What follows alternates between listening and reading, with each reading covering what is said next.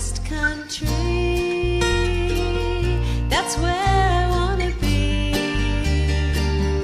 when the sun goes down and the moon is rising.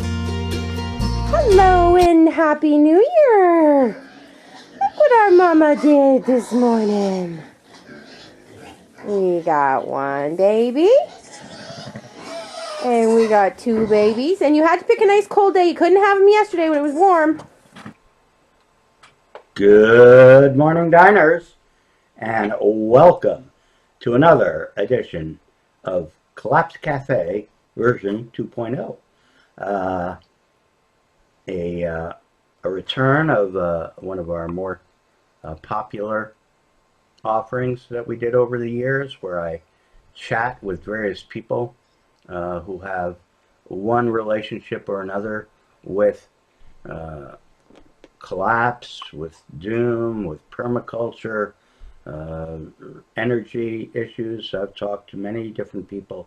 It's difficult to make the transition from modern industrial culture and all the ways in which things work now versus the ways they currently work on the farm, and then also how they used to work on the farm. One thing you mentioned here was horses, and I don't know what video I'll go. Yeah, there's a horse, one of your horses in the video. I just have two. I have two for a team.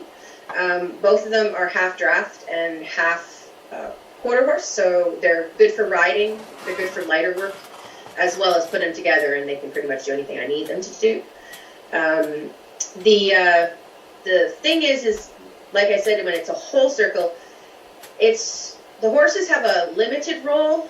They're for the really big stuff, but in a lot of cases, the pig actually does far more farm work than the horses do, because it's my plow.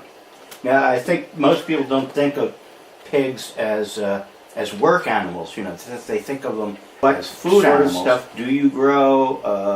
And in what quantities, varieties, and so forth? Do you do your own seeds and so forth? Yes. Give us some background there. I have a permaculture leaning, so I don't like bare ground. My gardens do not look like neat little rows. I like to garden in plain view that most people would think is hidden gardening in a lot of cases, because if you don't walk among it and know what you're looking for, in a lot of cases you'll just think I have an overgrown meadow with some tree rows without understanding just how much is actually growing in there. I even have some gardens in an area across the way that is in forest, so I've actually practiced and continue to practice growing in the edges, as they say.